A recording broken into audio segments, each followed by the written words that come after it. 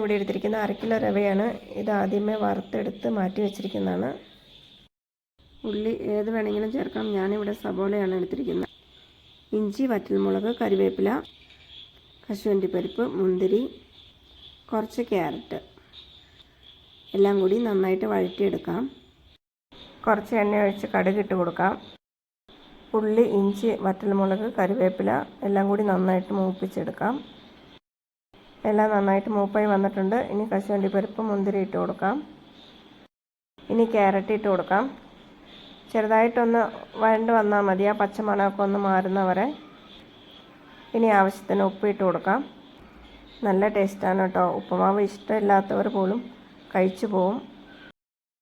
ആവശ്യത്തിന് വെള്ളം ഒഴിച്ചു കൊടുക്കാം. വെള്ളം നന്നായിട്ട് തിളച്ച് വരുമ്പോഴേക്കും റവ ഇട്ട് കൊടുക്കാം. വെള്ളം നന്നായിട്ട് തിളച്ച് വന്നിട്ടുണ്ട്. ഇനി റവ ഇട്ട് കൊടുക്കാം. നമ്മുടെ ഉപ്പുമാവ് റെഡി ആയിട്ടുണ്ട്. ഇതിനി പഴം കൂട്ടി കഴിക്കാം, കറി കൂട്ടി കഴിക്കാം. ഇതൊന്നും ഇല്ലെങ്കിലും വെറുതെ കഴിക്കാം. അടിപൊളി ടേസ്റ്റാണ്. അപ്പോൾ വീഡിയോ ഇഷ്ടപ്പെട്ടെന്ന് വിചാരിക്കുന്നു. Thank you.